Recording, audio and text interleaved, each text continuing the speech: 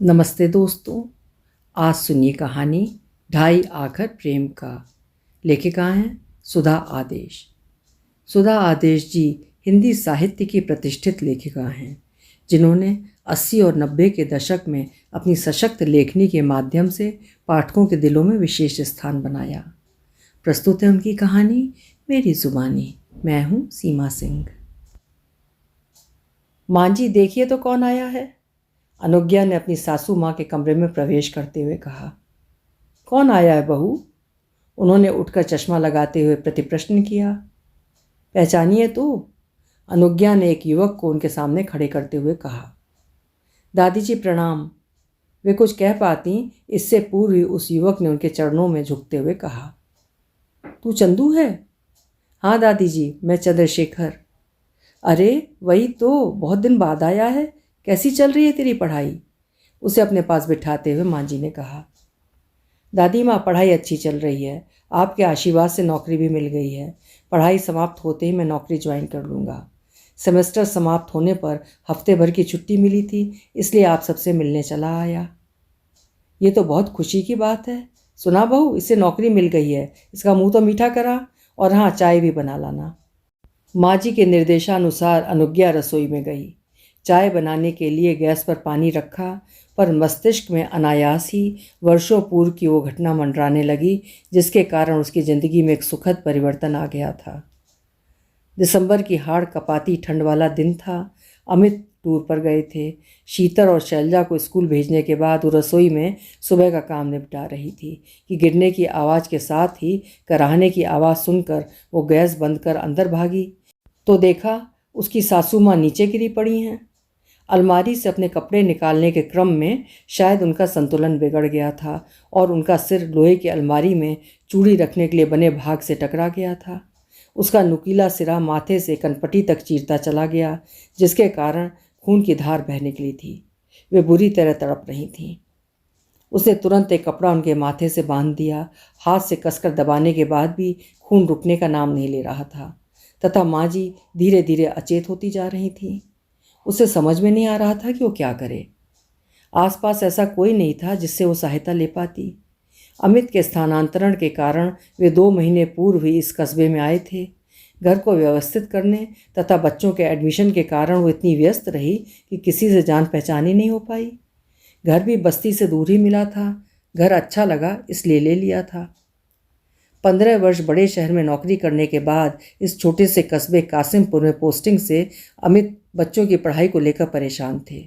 उनका कहना था कि तुम बच्चों को लेकर यहीं रहो, पर अनुज्ञा का मानना था कि वहाँ भी तो स्कूल होंगे ही। अभी बच्चे छोटे हैं, सब मैनेज हो जाएगा। दरअसल वो माँ जी के उग्र स्वभाव के कारण छोटे बच्चों को लेकर अलग नहीं रहना चाहती थी। उनकी चिंता का शीघ्र ही निवारण हो गया जब उन्हें पता लगा कि यहाँ डीएवी स्कूल की एक ब्रांच है तथा उसका रिजल्ट भी अच्छा रहता है। माँ जी के कराहने की आवाज़ उसे बेचैन कर रही थी। सारी बातों से ध्यान हटाकर उसने सोचा टेलीफोन करके एम्बुलेंस को बुलवाए। टेलीफोन उठाया तो वो डेड था। उस समय मोबाइल तो क्या, हर घर में टेलीफोन भी नहीं हुआ करते थे। अगर थे भी तो वे लाइन में गड़बड़ी के कारण अक्सर बंद ही रहते थे।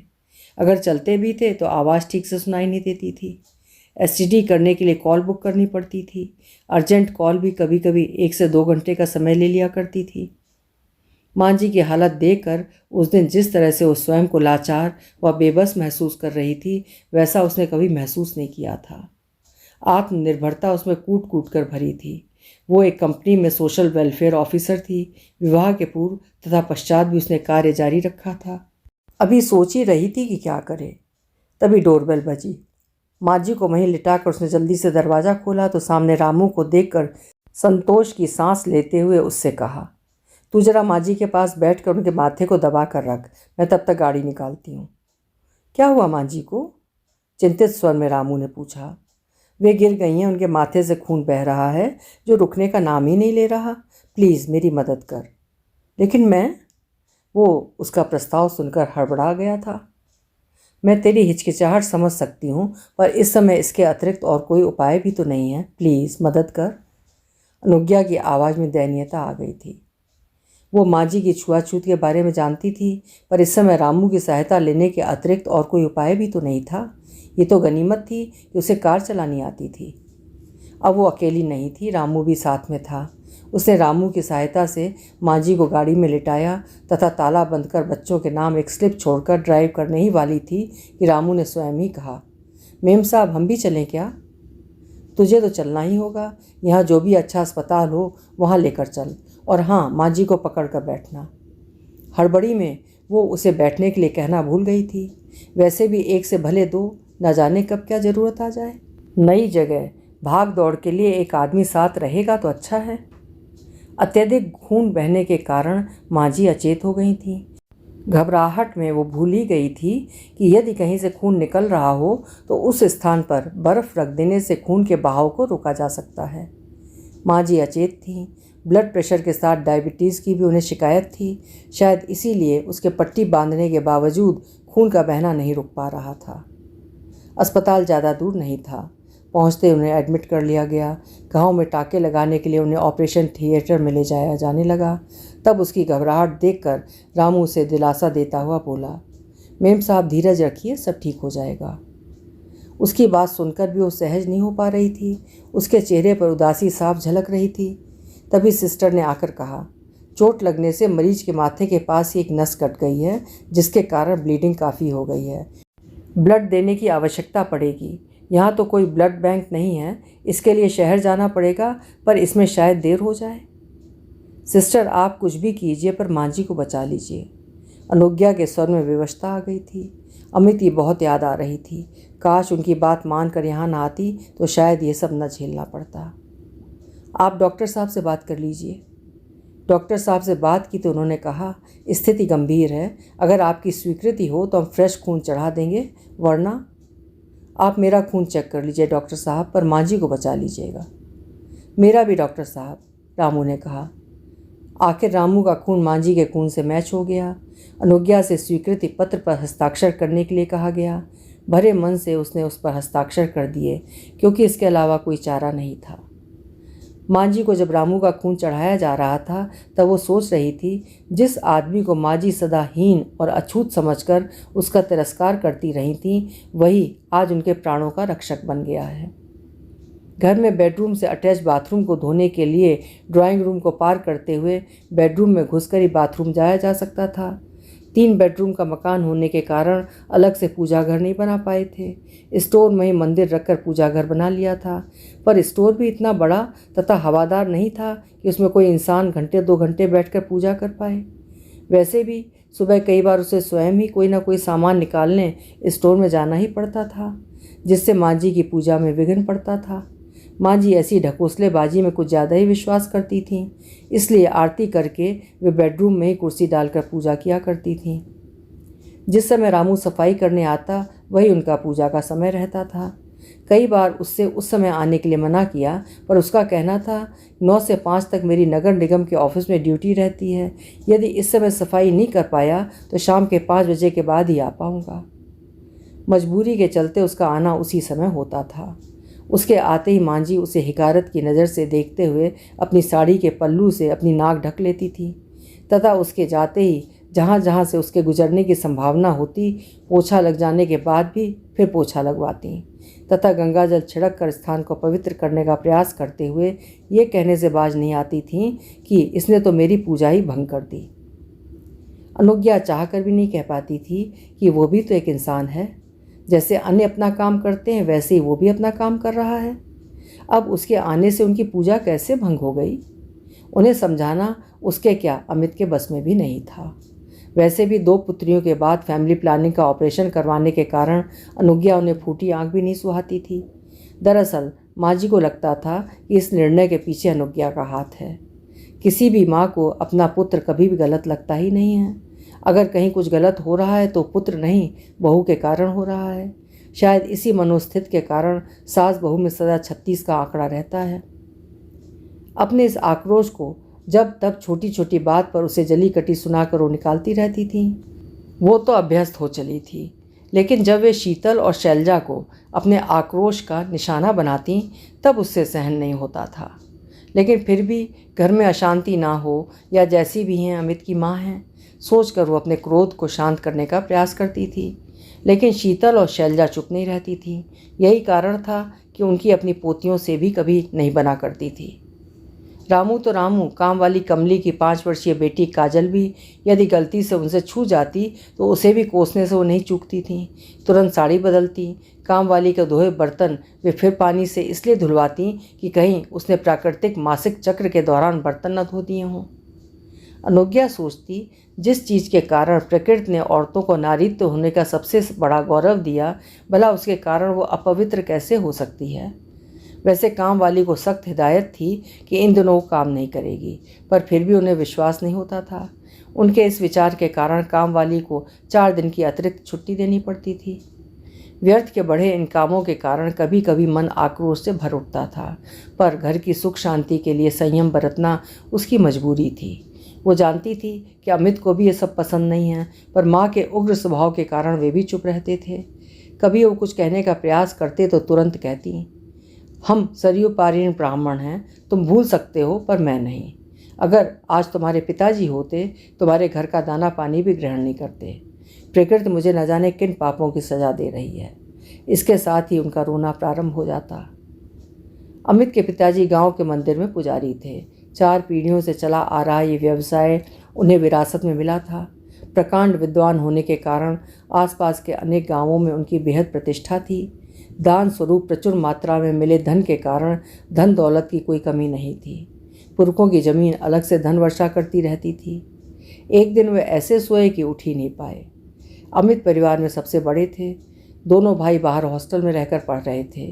कोई भी भाई अपने परिवार का पुश्तैनी व्यवसाय यानी पंडिताई तथा खेतीबाड़ी अपनाने को तैयार नहीं था। इसलिए सब कुछ बेचकर तथा खेती को बटाई में देकर वे माँ को लेकर चले आए। उस समय शीतल 2 वर्ष की थी। उसके कारण सर्विस में भी समस्या आने लगी थी। माँ जी के आने से उसे लगा कि अब शीतल को संभालने में आसानी होगी, पर हुआ विपरीत। दंभी और उग्र स्वभाव की होने के साथ उनकी टोका टाकी तथा छुआछूत की आदत के कारण कभी कभी उसे लगता था कि उसका सांस लेना ही दूभर हो गया है। इसके साथ उनका एक ही जुमला दोहराना कि हम सरयू पारीण ब्राह्मण हैं, तुम भूल सकते हो पर मैं नहीं, उसे अपराध बोध से जग करने लगा था। गलती शायद उनकी भी नहीं थी। बचपन से जो जिस माहौल में पला बढ़ा हो, उसके लिए इन सबको एकाएक छोड़ पाना संभव ही नहीं है। इन हालात में घर संभालना ही कठिन हो रहा था, इसलिए नौकरी से त्यागपत्र दे दिया। 3 दिन तक माँ जी को आईसीयू में रखा गया। दवाओं के बावजूद वे स्टेबल नहीं हो पा रही थीं। डॉक्टर इस चिंता में थे कि कहीं इसका कारण उनको दिया गया खून तो नहीं है। शायद उनका शरीर उसे स्वीकार नहीं कर पा रहा है। रामू लगातार माँ जी को देखने आता रहा था। जब वो घर जाती तब वो उनके पास बैठा रहता। शीतल और शैलजा की परीक्षाएं चल रही थीं। अंतिम 2 पेपर बाकी थे, इसलिए वे भी उनके पास ज़्यादा देर तक बैठ नहीं पा रही थीं। सच तो ये है कि रामू के कारण वो संकट की इस घड़ी को आसानी से पार कर गई थी। अमित भी सूचना पाकर शीघ्र लौट आए थे। आखिर 5वें दिन उनकी हालत में थोड़ा सुधार आना प्रारंभ हुआ, तब चैन आया। माँ जी को आईसीयू से प्राइवेट वार्ड में शिफ्ट कर दिया गया। उसी दिन शीतल और शैलजा के पेपर समाप्त हुए थे। वे भी माँ जी से मिलने आई थीं। उसी समय रामू भी माँ जी का हालचाल लेने पहुँच गया। उसे देखते ही शीतल ने माँ जी की ओर देखते हुए कहा, दादी, रामू की सहायता से ही मम्मा आपको अस्पताल लेकर आ पाई। क्या इसने मुझे छुआ? माँ जी ने हकबका कर कहा। दादी, रामू ने छुआ ही नहीं, आपको अपना खून भी दिया, शैलजा ने कहा। क्या कहा तूने? इसका खून मुझे चढ़ाया गया? हाँ दादी, अगर ये नहीं होता तो आपको खून नहीं मिल पाता। इसका खून मुझे क्यों चढ़ाने दिया? इससे तो मुझे मर ही जाने देते, माँ जी ने लगभग रुआंसे स्वर में कहा। यह सुनकर रामू ने सिर झुका दिया तथा बिना कुछ कहे चला गया। माँ, मेरी अनुपस्थित में इसने तुम्हारी सेवा की। जो काम मुझे करना चाहिए वो इसने किया। इसका हमसे कोई संबंध नहीं है तो सिर्फ इंसानियत का, और तुम इसे गलत समझ रही हो। तुम्हें इसके खून से परहेज है क्योंकि तुम्हारी नज़रों में नीच जाति का है, पर माँ, खून तो खून ही है। इसका धर्म और जाति से भला क्या वास्ता? अगर ऐसा होता तो तुम्हारा खून इससे मेल कैसे खाता? माँ, हर इंसान का खून एक जैसा है। हम इंसानों ने ही कभी कार्य, कभी जाति तो कभी धर्म के आधार पर एक दूसरे को बांट दिया। माँ, ये रामू का नहीं, उसके जैसे अनेक लोगों का दोष है कि उन्होंने एक सवर्ण के घर नहीं बल्कि तथाकथित निम्न वर्ण में जन्म लिया। माँ, वो छोटा नहीं, हमसे बड़ा है। जहाँ हम अपनी गंदगी स्वयं साफ करने में झिझकते हैं, वहीं इन्हें उसे साफ करने में कोई संकोच नहीं होता। ज़रा सोचो माँ, अगर ये भी हमारी तरह गंदगी को साफ करने से मना कर दे तो क्या ये दुनिया रहने लायक हो पाएगी? अमित उनकी बात सुनकर चुप न रह पाए तथा उन्हें समझाते हुए बोले। अमित की बात सुनकर आशा के विपरीत वे कुछ नहीं बोली, पर उनकी मुख मुद्रा से स्पष्ट लग रहा था कि वे कुछ सोच रही हैं। शायद पुत्र की बात आज उन्हें सही लग रही थी, पर वे चाह कर भी दिल की बात जमा पर नहीं ला पा रही थीं। नहीं कह पा रही थीं कि तू ठीक कह रहा है बेटा, आज तक व्यर्थ ही मैं इन ढकोसलों में पड़ी रही। मैं भूल गई थी कार्य ही इंसान को महान बनाते हैं। कैसी हैं माँ जी आप? डॉक्टर ने अंदर प्रवेश करते हुए पूछा। अब ठीक हूँ, तुमने बचा लिया, वरना, माँ जी ने चौंकते हुए कहा। माँ जी, मुझे नहीं, अपनी बहू और रामू को धन्यवाद दीजिए। यदि ये समय पर आपको यहाँ नहीं ला पाते या रामू अपना खून न देता तो मैं कुछ भी नहीं कर पाता, डॉक्टर विनय ने उनसे कहा। माँ जी सोच रही थी कि डॉक्टर सच्ची कह रहे हैं। अनुज्ञा, जिसे पुत्र न दे पाने के लिए वे सदा कोसती रहीं, आज उसी ने बेटा बनकर उनकी सेवा की तथा जिस रामू को सदा हिकारत की नज़र से देखती रहीं, उसी के खून से उनकी जान बच पाई। दूसरे दिन वे अस्पताल से डिस्चार्ज होकर घर आ गईं। रामू अपने नियत समय पर काम करने आया। उसे देखकर पलंग पर लेटी माँ जी ने कहा, आ बेटा, इधर आ, मेरे पास आ। नहीं माँ जी, कहाँ आप, कहाँ हम। अपने पास बुलाकर हमें और शर्मिंदा न कीजिए। वो तो मेम साहब अकेली परेशान हो रही थी, इसलिए हमें आपको छूना पड़ा, वरना, कहकर वो चला गया। आशा के विपरीत माँ का रामू के प्रति सद्व्यवहार देखकर सभी हतप्रभ रह गए, किंतु रामू की प्रतिक्रिया सुनकर मेरे मन में मंथन चलने लगा। सदियों से चले आ रहे इस भेदभाव को मिटाने में अभी बहुत वक्त लगेगा। जब तक अशिक्षा रहेगी तब तक जाति पाति की इस खाई को पाट पाना मुश्किल ही नहीं, असंभव सा है। रामू जैसे लोग सदा हीन भावना से ग्रस्त रहेंगे तथा जब तक हीन भावना रहेगी उनका उत्थान नहीं हो पाएगा। उनकी इस हीनता को आरक्षण द्वारा नहीं बल्कि शिक्षा द्वारा ही समाज में जागृति पैदा कर दूर किया जा सकता है। आश्चर्य तो इस बात का है कि आरक्षण के बल पर इनका उत्थान चाहने वाले लोग ये भूल जाते हैं कि आरक्षण के द्वारा इन दबे कुचले लोगों का नहीं बल्कि इनके उन भाइयों का ही फायदा हो रहा है जो पहले से ही इसका लाभ प्राप्त कर अच्छी स्थिति में आ गए हैं। इनमें से कुछ लोगों को तो ये भी नहीं पता होगा कि सरकार के द्वारा इनके लिए क्या क्या सुविधाएं दी जा रही हैं। दूसरे दिन से माँ जी के व्यवहार में गुणात्मक परिवर्तन आ गया था। कमली उनके कमरे में सफाई के लिए गई तो उससे उन्होंने कहा, कमली, मेरे लिए गिलास पानी तो ले आ। कमली को अपनी ओर आश्चर्य से देखते हुए वो देखकर बोली, अरे ऐसे क्या देख रही है? मैंने कहा एक गिलास पानी ले आ। अभी लाई माँ जी। तेरी बेटी काजल क्या कर रही है? पानी पीकर गिलास पकड़ाते हुए पूछा। क्या करेगी माँ जी, पढ़ना चाहती है पर हम गरीबों के पास पैसा कहाँ। लड़के को तो उसके बापू ने स्कूल में डाल दिया, पर इसको स्कूल में डालने के लिए कहा तो कहता है लड़की है, इस पर पैसा खर्च करने से क्या फ़ायदा।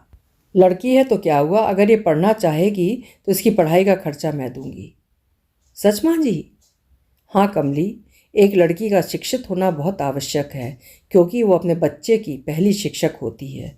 अगर वो पढ़ी लिखी होगी तभी वो अपने बच्चे को उचित संस्कार दे पाएगी। हम सभी माँ जी में आते परिवर्तन को देखकर अति प्रसन्न थे। उनकी टोका टाकी कम होने से शीतल और शैलजा भी काफ़ी प्रसन्न थीं। स्कूल से आने के बाद वे अपना काफ़ी समय दादी के साथ बिताने लगी थीं। यहाँ तक कि एक दिन उन्होंने अनुज्ञा से भी कहा, अनुज्ञा, अगर तू कोई काम करना चाहती है तो कर ले, घर मैं देख लूँगी, कमली तो है ही। ठीक है माँ जी, प्रयत्न करती हूँ। रामू से भी अब वे सहजता से बातें करने लगी थीं। एक दिन रामू खुशी खुशी घर आया। बोला, मेम साहब, आज मैं काम नहीं करूँगा, बहू को अस्पताल ले जाना है, वो पेट से है, दर्द उठ रहे हैं। शाम को उसने पुत्र होने की सूचना दी तो माँ जी ने उसके हाथ में 100 रुपये का नोट पकड़ाते हुए कहा, जा मोहल्ले में मिठाई बंटवा देना। उसके जाने के पश्चात अनुज्ञा को 500 रुपये देते हुए सासू माँ ने कहा, बहू, इन रुपयों से बच्चे के लिए कपड़े ले आना। एक दिन उन्होंने अमित से कहा, बेटा रामू के लिए तो मैं कुछ नहीं कर पाई, पर सोचती हूँ उसके पोते के लिए ही कुछ करूँ। आप क्या करना चाहती हैं? मैं चाहती हूँ कि इसकी पढ़ाई का खर्चा भी मैं उठाऊँ, इसका दाखिला भी किसी ऐसे वैसे स्कूल में नहीं बल्कि अच्छे स्कूल में हो, तथा तुम स्वयं समय समय पर ध्यान दो। ठीक है माँ, जैसा आप चाहती हैं वैसा ही होगा। पर क्या बेटा, तू सोच रहा होगा कि मेरे अंदर इतना परिवर्तन कैसे आया? बेटा, मानव मन जितना चंचल है उतना ही परिवर्तनशील भी। उस दिन की घटना के बाद से मेरे मन में हर दिन उथल पुथल होने लगी है। जितना सोचती हूँ उतने ही मुझे अपने कर्म धिक्कारते प्रतीत होते हैं। जिस बहू को सदा नकारती रही उसने मेरी बेटी की तरह सेवा की। रामू जिसे सदा तिरस्कृत करती रही उसने मेरी जान बचाने के लिए अपना खून तक दिया। और जिन नातिनों को लड़की होने के कारण कभी प्यार के लायक नहीं समझा, उन्होंने मेरा प्यार पाने के लिए क्या कुछ नहीं किया, पर अपनी मानसिकता के कारण उनके निस्वार्थ प्यार को नकारती रही। मैं प्रायश्चित करना चाहती हूँ बेटा। तुमने ठीक कहा था बेटा, सभी इंसान एक जैसे ही होते हैं। हम स्वयं ही अपनी सोच के अनुसार उन्हें अच्छा या बुरा, ऊंच या नीच मान लेते हैं। मेरे मन में आजकल कबीरदास जी की वाणी रह रह कर गूंजने लगी है। पोथी पढ़ पढ़ जग मुआ, भया न पंडित कोय, ढाई आखर प्रेम का पढ़े सो पंडित होए। वास्तव में जीव मात्र से प्रेम करना तथा अपने सांसारिक कर्तव्यों को निभाना ही इंसानियत है। जब से मुझे सहज मानव धर्म समझ में आया, तब से मैंने मन ही मन निश्चय किया कि मैं स्वयं में बदलाव लाने का प्रयत्न करूंगी। व्यर्थ के रीति रिवाज या ढकोसलों को, जिनकी वजह से दूसरों को दुख पहुंचता है, अपने मन से निकालने का प्रयत्न करूंगी। मैं प्रायश्चित करना चाहती हूँ। काजल की पढ़ाई का खर्चा देने की बात तो तुमसे पूछे बिना ही मैंने कर दी। एक नेक काम और, अगर तुम ठीक समझो तो, क्योंकि मेरे बाद तुम्हें मेरी ये जिम्मेदारी पूरी करनी होगी। माँ प्लीज़ ऐसा मत कहिए, हमें आपके साथ और आशीर्वाद की सदा आवश्यकता रहेगी, पर इतना अवश्य विश्वास दिलाते हैं कि आप जैसा चाहेंगी वैसा ही होगा, अमित ने कहा था। चाय के उबलते पानी की आवाज़ ने अनुज्ञा के विचारों के भंवर में विघ्न डालकर उसे अतीत से वर्तमान में ला दिया। विचारों को झटक कर शीघ्रता से नाश्ता निकाला, चाय बनाकर कप में डाली तथा कमरे की ओर चल दी। माँ जी को चंदू को अपने हाथों से मिठाई खिलाते देखकर वो सोच रही थी, रिश्ते खून के नहीं दिल के भी होते हैं। अगर ऐसा ना होता तो इतने वर्षों बाद हम सब एक दूसरे से जुड़े नहीं होते। कासिमपुर में तो हम सिर्फ 5 वर्ष ही रहे, पहले पत्रों के जरिए तथा बाद में मोबाइल के जरिए आपस में जुड़े रहे। पिछले महीने ही काजल का विवाह हुआ, हम सभी गए थे। हमें देखकर कमली की प्रसन्नता का ठिकाना न रहा। काजल और उसका पति विक्रम एक ही स्कूल में अध्यापक हैं। रामू तो नहीं रहा, पर चंदू के जरिए उस परिवार से भी हम सब जुड़े रहे। पिछले वर्ष जब शीतल का विवाह हुआ तो कमली और काजल के साथ चंदू के माता पिता ने विवाह की तैयारियों में काफ़ी मदद की थी। शीतल जहाँ सॉफ्टवेयर इंजीनियर है, वहीं शैलजा मेडिकल के अंतिम वर्ष में। आज माँ जी दोनों की प्रशंसा करते हुए अघाती नहीं हैं, दोनों ही उनको बेहद प्रिय हैं। माँ जी ने जो निश्चय किया उसे क्रियान्वित भी किया। लोग कहते हैं कि बढ़ती उम्र के साथ इंसान अड़ियल या जिद्दी होता जाता है, पर माँ जी ने यह सिद्ध कर दिया, अगर इंसान चाहे तो हर उम्र में स्वयं को बदल सकता है, पर इसके लिए उसे अपने झूठे अहंकार को त्याग कर प्यार के मीठे बोलों को अपनाना पड़ेगा। अभी आप सुन रहे थे सुधा आदेश जी की लिखी हुई कहानी ढाई आखर प्रेम का। कहानी कैसी लगी अपनी प्रतिक्रिया कमेंट बॉक्स में ज़रूर लिखिएगा। पसंद आई हो तो कहानी को लाइक भी करिएगा। कल फिर मिलेंगे। आपका समय शुभ हो।